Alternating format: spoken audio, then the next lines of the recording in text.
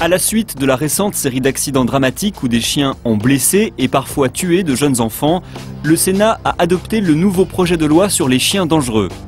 Ce projet, porté par la ministre de l'Intérieur, Michèle Alliot-Marie, vient renforcer la loi de 1999 sur les chiens de première et deuxième catégorie.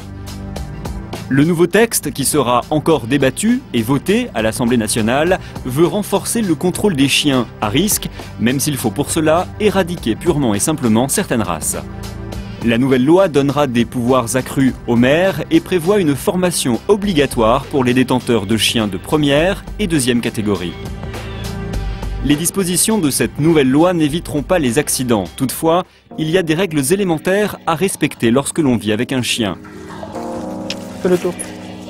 Ce sont ces règles simples que Bruno Legrand, éducateur canin depuis plus de 20 ans, va passer en revue pour nous. Selon Bruno, les récents faits divers sont directement liés à une perte de repères hiérarchiques entre les chiens et leurs maîtres. L'éducation et la socialisation des chiens et des chiots n'est pas suffisamment prise au sérieux dans notre pays. Il est absolument impératif de travailler sur des mesures vraiment préventives, aussi bien en assainissant complètement les filières de production, l'importation des chiens des pays de l'Est, etc., etc.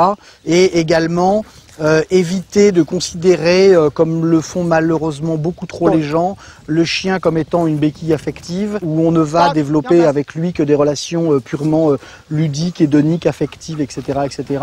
À partir de là, dès qu'il y a un petit problème, que le chien a un tempérament un peu fort, qu'on a eu une conduite beaucoup trop permissive et beaucoup plus laxiste à son égard, et qu'un jour on veut le forcer à être manipulé, à être brossé, à sortir du canapé, etc., et ben le chien vous manifeste très clairement son refus en vous grognant dessus. Et lorsque vous insistez, le chien va vous mordre. Pour lui, c'est pas du tout un comportement pathologique, c'est un comportement normal. Il vous dit: attends, toi t'es gentil, mais ça fait 1 an que tu m'expliques que je suis le patron à la maison, donc je te remets à ta place. Il faut absolument réintégrer comme moteur, comme centre principal, la responsabilité pleine et entière du propriétaire de chien qui, grâce à son vétérinaire et à son éducateur ou à son club d'éducation, va construire par ses propres mains la stabilité émotionnelle et l'éducation d'un chien qui va s'insérer de manière harmonieuse dans la société, dans la famille, etc., etc.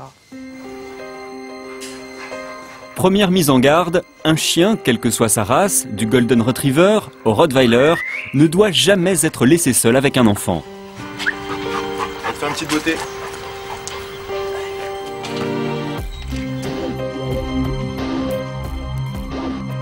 Par la force de l'habitude, très souvent, on peut effectivement avoir besoin de s'éclipser, de sortir de la pièce pendant 10 secondes, 30 secondes. Dans le cas de figure que l'on vient de rencontrer, on s'aperçoit effectivement que tout se passe bien, il y a la surveillance d'un adulte responsable.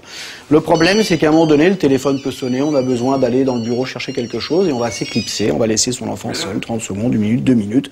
Et le facteur accidentogène, il est à ce moment-là. Puisque pendant ce laps de temps, l'enfant peut parfaitement, à un moment donné, avoir envie de continuer le travail de papa. À ce moment-là, le chien qui va supporter éventuellement les manipulations, le brossage de la part d'un dominant, du papa, va pas forcément accepter de la part de l'enfant. Et là, à ce moment-là, qu'est-ce qui va se passer? Il peut mettre un jeté de gueule qui peut être extrêmement délabrant.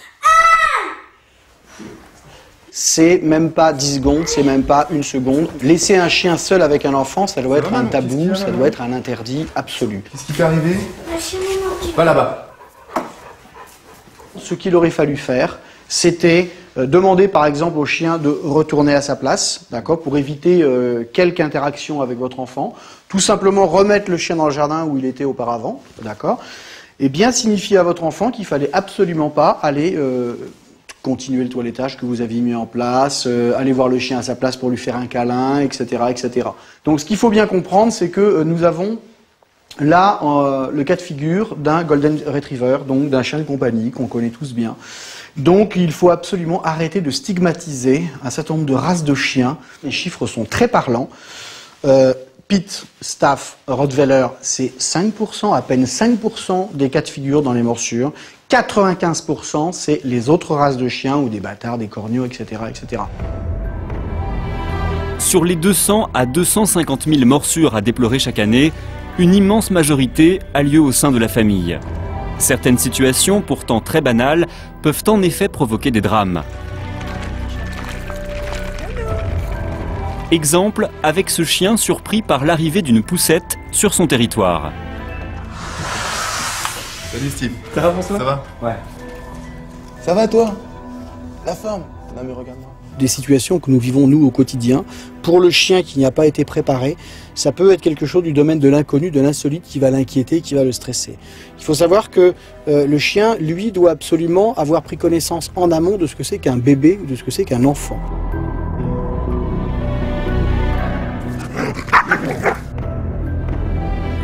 C'est pas du tout, contrairement à ce qu'on peut lire à droite à gauche, un pétage de câble ou le chien que tout d'un coup qui devient malade et tout, pas du tout. D'ailleurs, l'expérience nous montre que 2 minutes après, que le chien ait mordu des enfants, le chien a un comportement social tout à fait normal. Il était chez lui, il a chassé de son territoire quelque chose qui l'inquiétait.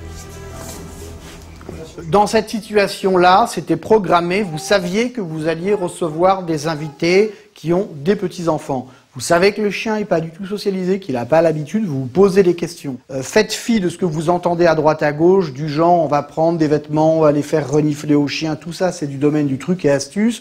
On joue à la roulette russe. La seule réponse et l'unique réponse, c'est l'isolement. D'accord? Donc vous prenez vos précautions avant, vous mettez le chien dans le garage. On ne resocialise pas un chien en l'espace de 5 secondes. On s'y prend pas 5 minutes avant pour gérer ce type de problème. Autre situation critique, le jeu. 30% des morsures sont dues à des comportements inappropriés ou non maîtrisés, qui plus est si l'enfant joue en dehors de la surveillance d'un adulte. Attention les enfants. Doucement, doucement avec Silas. Là, on est vraiment dans une configuration de jeu qu'on retrouve dans les fratries, où les chiens jouent ensemble pour essayer de positionner un peu un statut hiérarchique. D'accord ? Il ne faut jamais perdre ça de l'esprit. Et savoir qu'à un moment donné, le chien va se trouver en situation d'infériorité et va vouloir reprendre le dessus sur l'enfant. Et il va le faire à la mode canine. C'est-à-dire qu'il peut grogner, il peut mettre un jeté de gueule, il peut vraiment... On va à l'accident en faisant ce genre de choses. Donc là, je vais vous montrer comment on démarre une séquence de jeu sans aucun danger pour les enfants. D'accord ? Donc le chien est en position assise, vous avez l'objet. Là, vous l'excitez un peu à la voix. Silas, qu'est-ce que c'est ça? Qu'est-ce que c'est ça? Voilà, on lui donne son petit objet qu'il adore, qu'il affectionne, et on partage une phase de jeu avec son chien. Il est content, il joue, c'est bien le chien, très bien. Voilà, mais à un moment donné, il faut arrêter la séquence, qui ne s'énerve pas. Silas, halte, et voilà. On contrôle tout. C'est pas lui qui décide, c'est le maître qui décide tout le temps. Allez, Maria. Moins fréquents, les morsures sur la voie publique n'en sont pas moins dramatiques. Catherine en sait quelque chose. Amoureuse des bulldogs, sa rencontre il y a 9 ans avec un pitbull a marqué à tout jamais son corps et son esprit. C'est un chien que j'aime bien, c'est un chien qui m'attire, donc j'ai demandé pour le caresser. Je l'ai caressé et il m'a mordu. Il m'a mordu à la lèvre supérieure gauche. Juste là, il a mangé en fin de compte tout ça. Donc il n'y a pas de greffe, il n'y a rien. Ça a été reconstitué simplement en tirant la peau par un chirurgien esthétique.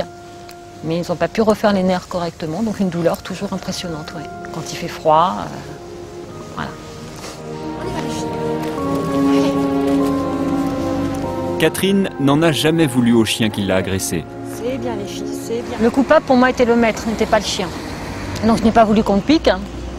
Le chien a vécu sa belle vie jusqu'à sa mort, je pense, parce que je n'ai pas eu de nouvelles. Et c'était le maître pour moi le responsable. Il n'aurait pas dû m'autoriser à caresser son chien s'il y avait un souci. Ça me met en colère, parce que ce n'est pas les chiens qui sont dangereux. C'est les maîtres qui sont dangereux. Donc ça me met en colère de mettre des catégories pour les chiens. Oh oui.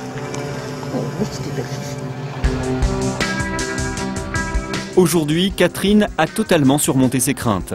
Elle a donc accepté de rencontrer Bruno Legrand afin qu'ensemble, il nous explique comment aborder un chien dans la rue. Voilà, donc là on s'approche, on arrive près de la personne, on met le chien en position assis pour l'immobiliser tranquillement. Voilà, vous parlez gentiment au chien en vous accroupissant, allez-y. Bonjour mon papa. Voilà, Salut, on lui parle, le papa. flux verbal est très Bonjour, sympa, mon très papa. gentil, on tend la main C'est comme ceci pour que le chien beau. prenne connaissance. Tiens, Le chien n'a pas de réaction, à ce moment-là vous pouvez commencer à le caresser d'abord en général sur le côté ou sur le dessus, et surtout ne jamais approcher votre visage de la gueule du chien. Il y a beaucoup de gens qui ont tendance à se pencher comme ça un peu vers le chien, à lui parler gentiment, à lui faire des grands sourires, comme si le chien comprenait ce qui se passait, mais le chien va avoir une interprétation différente. Si en plus, catastrophe suprême, le propriétaire sait pas bien tenir son chien en laisse, et que la laisse est tendue au lieu d'être parfaitement détendue, le chien va se sentir bloqué, en prison quelque part, et comme il va avoir lu plein de signaux qui vont l'inquiéter et qui ne peut pas fuir, qu'est-ce qu'il va faire à ce moment-là? Eh bien, il risque de faire de l'autodéfense et d'aller mettre un jeté de gueule sur la personne, sur la main ou sur le visage qui va se présenter à cet instant. Et là, c'est dramatique. C'est bien, tu joues avec la chienne, tu bouges, caresse-la, caresse-la. Chiens dangereux, maîtres irresponsables et parfois parents inconscients sont à l'origine de ces drames dont les victimes sont trop souvent des enfants. La solution ne passerait-elle pas par la formation des plus jeunes? C'est le cas ici, en Suisse, où une association apprend aux enfants, d'une façon très ludique, à faire très attention en présence d'un chien. Un reportage que vous avez pu découvrir il y a quelques mois dans l'émission. Et pour aller dans ce sens, la Fondation 30 millions d'amis a soumis à Xavier Darcos, ministre de l'Éducation nationale, un projet visant à intégrer au cursus scolaire des cours d'information, de sensibilisation et de prévention dès la maternelle. Si on ne fait pas tout à fait juste, qu'est-ce qui peut nous arriver, Lucas? Nous mordre. Le chien, il peut nous mordre. Les chiens font partie intégrante de la famille et il est primordial que l'on puisse expliquer aux plus jeunes le comportement à avoir en présence d'un animal. Mais aussi lui apprendre à reconnaître les signes avant-coureurs d'une agression.